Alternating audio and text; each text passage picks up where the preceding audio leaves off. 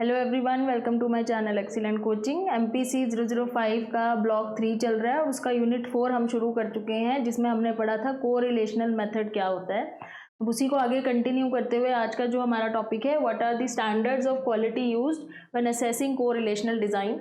Basically इस topic में आपको 2-3 ऐसे पॉइंट्स बताए हैं जिसमें ये कहना चाह रहे हैं कि जब भी हम कोई वेरिएबल सेलेक्ट करते हैं कोरिलेशनल मेथड के लिए या कोरिलेशनल रिसर्च करने के लिए, कोई भी अगर हम वेरिएबल सेलेक्ट कर रहे हैं तो उसमें हमें कुछ बातों का ध्यान रखना चाहिए। वो क्या चीज़ें हैं वो इसमें बताई जा रही हैं। तो यहाँ पे कह रहे हैं कि जैसे researcher must choose the variables to use within a correlational analysis with great care. और वो चीज़ हमें क्या केयरफुल रहना है किस बारे में, तो पहली चीज़ तो ये कह रहे हैं कि a sound theory that takes alternative explanation into account.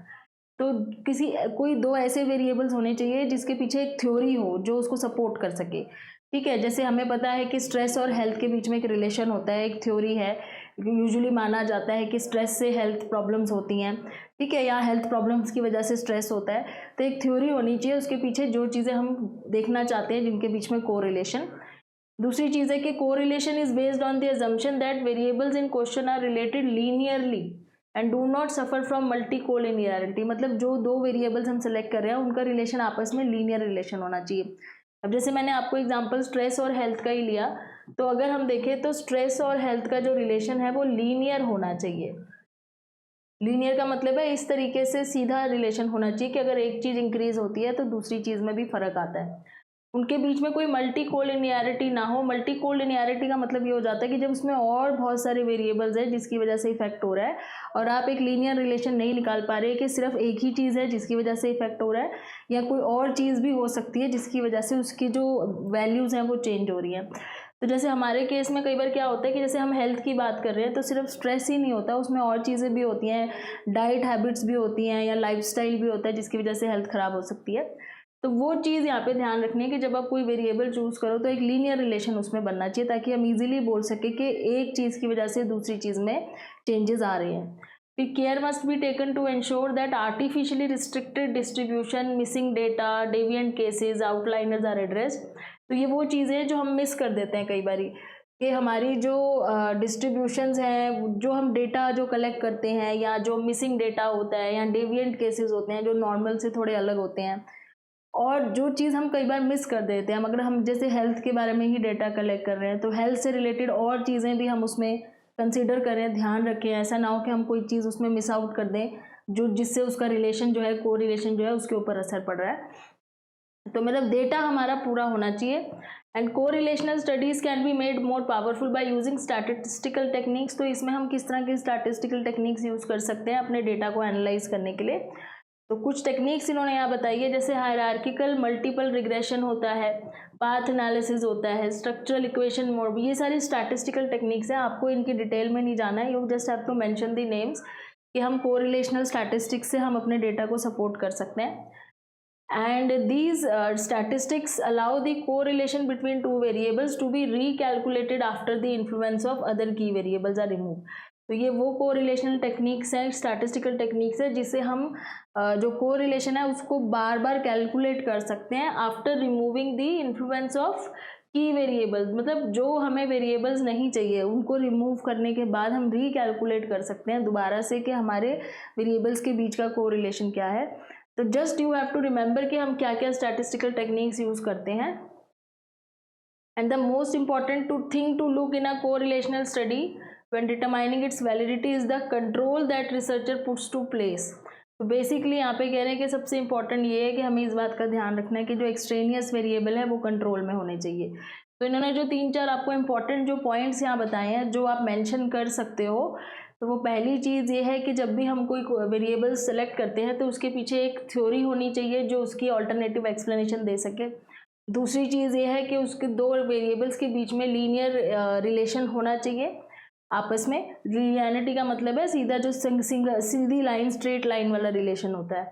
तीसरा पॉइंट उन्होंने ये बोला है कि कोई भी डेटा हम कलेक्ट करते हैं तो वो हमें उसमें जो भी डेटा है या डिस्ट्रीब्यूशंस है या डेटा का जो स्कोर है, स्कोर डिस्ट्रीब्यूशन है या सैम्पल डिस्ट्रीब्यूशन है, डेविएंट केसेस है, हमें हर एक्सपेक्ट को ध्यान में रखते हुए हमें अपने पास डेटा कलेक्ट करना चाहिए।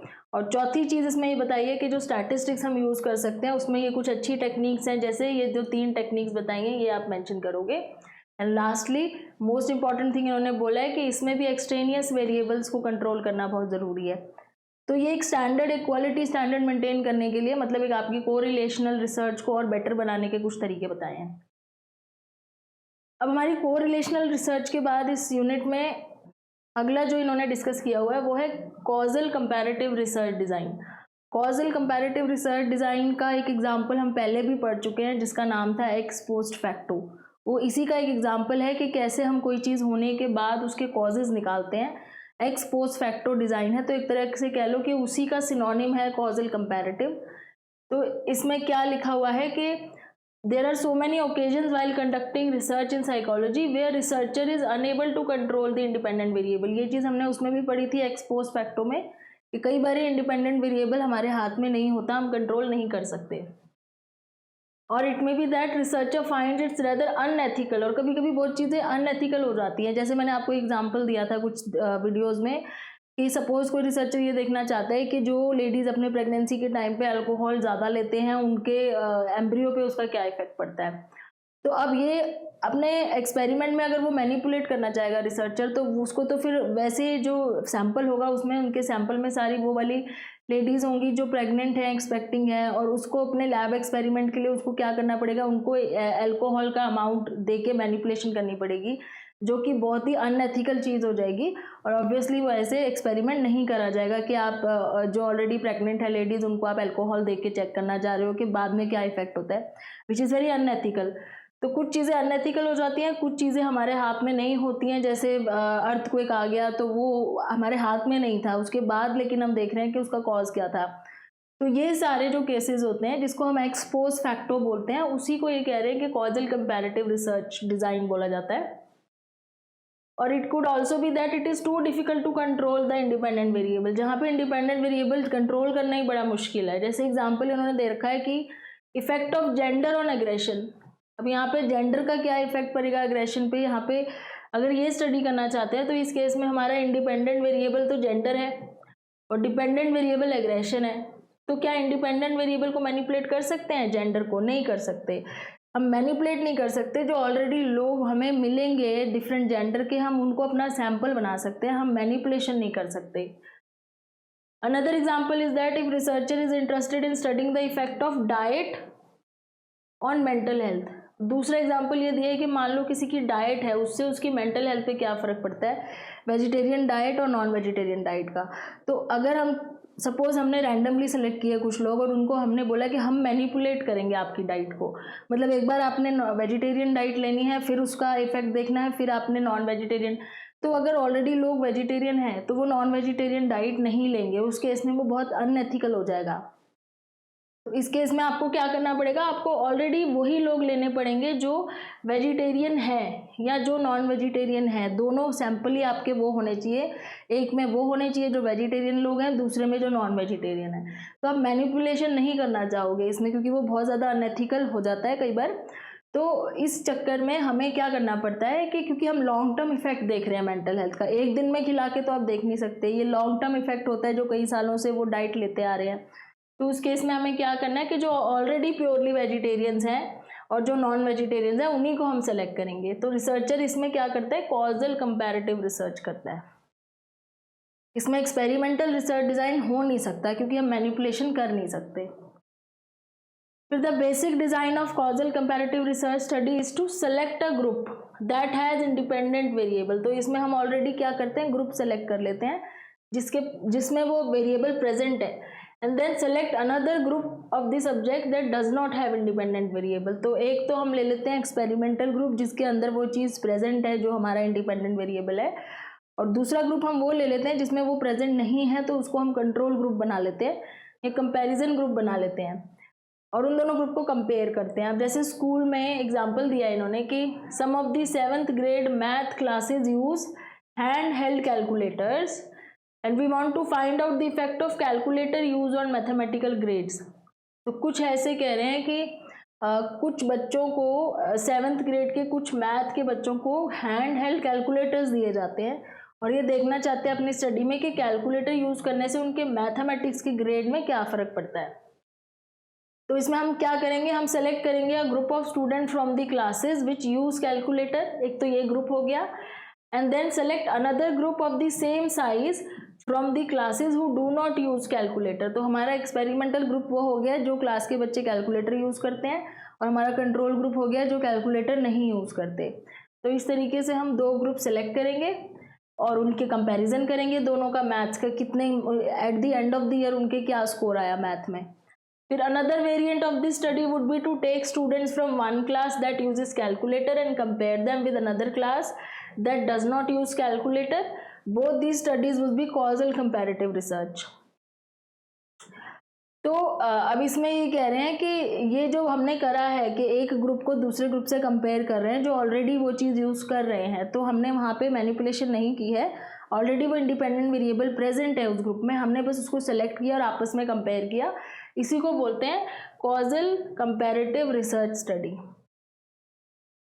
So instead of using an experimental group and a control group as in a study considered above, we could say we have a causal comparative research in which two or more groups differ in some variable and that constitute the independent variable। तो हमने वो दोनों group ले लिए जो already independent variable में different थे। तो in a study researcher might wish to compare students at 4 different age levels. कभी कभी क्या होता है कि उसमें भी लेवल्स हो सकते हैं कि वो रिसर्चर जो है उसमें भी स्टूडेंट्स के 4 अलग अलग लेवल बना दे एज वाइज, तो या फिर ग्रेड वाइज, एज वाइज भी हो सकता है या ग्रेड वाइज भी लेवल्स हो सकते हैं, ठीक है, अलग अलग ग्रेड के बच्चे on their amount of participating in extra curricular activities के, मतलब अलग अलग क्लास के बच्चे कितनी एक्स्ट्रा करिकुलर एक्टिविटी में पार्टिसिपेट करते हैं, तो उसमें भी उसने लेवल्स बना दिए कि 3-4 क्लासेस ले रहे हैं। The researcher could look at the number of extracurricular activity participated in by 4 groups of students. The first group would be the students in, जब एक ग्रुप हो जाएगा जिसमें वो बच्चे होंगे जो 1 से 1st से 3rd क्लास तक के होंगे, दूसरा ग्रुप वो बना लेगा जो बच्चे 4th से 6th क्लास के होंगे, तीसरा ग्रुप बना लेगा जिसमें बच्चे 7th से लेकर 9th क्लास के होंगे, और चौथा ग्रुप वो हो जाएगा जिसमें बच्चे 10th से लेके 12th क्लास के बच्चे होंगे। तो अब इसमें वो क्या करेगा, खाली इतना देख लेगा कि कौन सी क्लास के बच्चे ज़्यादा पार्टिसिपेट करते हैं जब भी कोई एनुअल फंक्शन होता है या कोई भी फंक्शन होता है, एक्स्ट्रा करिकुलर एक्टिविटीज़ में कोई डिबेट होती है या स्पोर्ट्स कंपटीशन होता है, तो एक्स्ट्रा करिकुलर एक्टिविटीज़ में कौन से वाले स्टूडेंट ज़्यादा पार्टिसिपेट करते हैं चारों ग्रुप्स में से।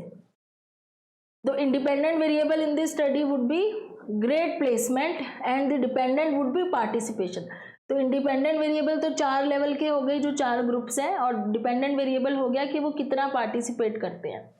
दस the researcher would focus on the effect of grade level on participation. तो इससे रिसर्चर को ये पता चलेगा कि ग्रेड से, मतलब अलग अलग ग्रेड में होने से पार्टिसिपेशन में क्या फ़र्क पड़ता है, कि कई मतलब ये देखना चाह रहे हैं कि ऐसा हो सकता है कि जो 10th से लेकर 12th के स्टूडेंट्स हैं वो कम पार्टिसिपेट करते हैं क्योंकि उनके ऊपर बोर्ड्स का, स्टडीज़ का प्रेशर होता है, और जो मिडिल स्कूल वाले होते हैं वो ज़्यादा पार्टिसिपेट करते हैं। तो कुछ इस तरह का इफेक्ट देखने में आ सकता है, वो चीज़ यहाँ स्टडी करी जा सकती है कि जो पार्टिसिपेंट्स हैं वो कौन सी क्लास के बच्चे ज़्यादा होते हैं जो पार्टिसिपेट करते हैं। तो ये कंपैरेटिव कॉजल कंपैरेटिव क्यों हुआ, क्योंकि ऑलरेडी वो इंडिपेंडेंट वेरिएबल प्रेजेंट था, हमने बस उसको सेलेक्ट कर लिया कि हमें कौन कौन से सब्जेक्ट्स लेने हैं। Now causal comparative research attempts to identify causative relation between independent variable and dependent variable. However, this relationship is more suggestive than proven as a research does not have the अब देखो ये line बहुत important है, यहाँ पे ये कह रहे हैं कि ये भी एक तरीके की रिसर्च है जिसमें हम कॉजेटिव रिलेशन निकाल रहे हैं। कॉजेटिव रिलेशन मतलब कॉज एंड इफेक्ट वाला जो रिलेशन होता है जैसे हम एक्सपेरिमेंट में करते हैं, लेकिन ये एक तरह से कह रहे हैं कि ये है तो पॉजिटिव रिलेशन, पर ये रिलेशन जो है ना ये सजेस्टिव है, प्रूफ नहीं है। प्रूफ मतलब एज इन जैसे साइंस में क्या होता है, हम प्रूफ करके दिखाते हैं, तो वो प्रॉपर एक साइंटिफिक प्रूफ होता है, एविडेंस होता है कि कॉज एंड इफेक्ट रिलेशन। यहाँ पे हम जस्ट एक सजेस्टिव वो कर रहे हैं कि इसकी वजह से ये हो सकता है, वी आर जस्ट सजेस्टिंग, क्योंकि हम यहाँ पे कंट्रोल नहीं कर पा रहे, we can not completely control independent variable, वो हमारे हाथ में नहीं है, हम सिर्फ जो चीज़ ऑलरेडी प्रेजेंट है उसी को सेलेक्ट कर रहे हैं। तो एक तरह से क्वाजी एक्सपेरिमेंट हो गया, जो हमने पढ़ा था कि क्वाजी क्या होता है कि एज इफ एन एक्सपेरिमेंट है, मतलब आप कह सकते हो एक्सपेरिमेंट है पर पूरे तरीके से नहीं है। तो ये है तो वही कॉजेटिव रिलेशन है, लेकिन ये सजेस्टिव है, ये प्रूवन नहीं है, साइंटिफिकली प्रूवन नहीं है, जस्ट एक सजेस्टिव है, क्योंकि ये हम फील्ड में जाके कर रहे हैं, ऑलरेडी जो चीज़ हो रखी है उसको हम कर रहे हैं, उसी का हम कॉज ढूंढने की कोशिश कर रहे हैं, एक्सपोज्ड फैक्टो है, तो ये सारी चीज़ें हैं। Causal comparative design compares 2 or more groups on one variable. Causal comparative design use to determine the cause और consequence of the existing difference, मतलब ग्रुप्स में फ़र्क क्यों है उसका कॉज निकाल रहे हैं, या दोनों ग्रुप्स में, दोनों वेरिएबल्स में डिफरेंस क्यों है उसका कॉज निकाल रहे हैं। For example, the researcher may be interested in finding out the difference in performance of the students taught by inquiry teaching method और लेक्चर। अब ये भी एक एग्जाम्पल है कि जिन बच्चों को लेक्चर मेथड से पढ़ाया जा रहा है उनकी परफॉर्मेंस में, और जिन बच्चों को इंक्वायरी मेथड से पढ़ा रहे हैं, इंक्वायरी मेथड होता है जहाँ पे बच्चे क्वेश्चन आंसर बहुत करते हैं, मतलब बच्चे ज़्यादा एक्टिव होते हैं, उनकी परफॉर्मेंस और जो बच्चे लेक्चर सुनते हैं उनकी परफॉर्मेंस में कंपैरिजन देखना है। तो इंडिपेंडेंट वेरिएबल ऑलरेडी जो होता आ रहा है उसी की, आप वो बच्चे जो ऑलरेडी उससे पढ़ते आ रहे हैं उसी की परफॉर्मेंस सिर्फ कंपेयर करी जा रही है। तो वी आर जस्ट कंपेयरिंग के क्या इफेक्ट पड़ रहा है, हम मैनिपुलेशन नहीं कर रहे हैं, हम बस एट द एंड कंपेयर कर रहे हैं कि जो होता आ रहा था उसका क्या असर हुआ। इसको बोलते हैं कॉजेटिव कंपैरेटिव रिसर्च। तो ये आपके क्वेश्चन आंसर्स आ गए। फिर अब हम नेक्स्ट वीडियो में यहाँ से स्टार्ट करेंगे, क्योंकि हमने ये समझ लिया कि पॉजिटिव कंपैरेटिव रिसर्च क्या होता है, तो हम उसको कंपेयर करेंगे। पहले तो कोरिलेशनल डिज़ाइन से कंपेयर करेंगे, फिर हम उसको एक्सपेरिमेंटल डिज़ाइन से भी कंपेयर करेंगे। हम ऑलरेडी जानते हैं कि क्या कंपैरिजन होने वाला है, क्या फ़र्क है, but still we will again compare and we will analyse कि क्या सिमिलैरिटीज़ है, क्या डिफरेंस है इन द नेक्स्ट वीडियो। तो I hope you have understood. Please like, share and subscribe and thanks for watching.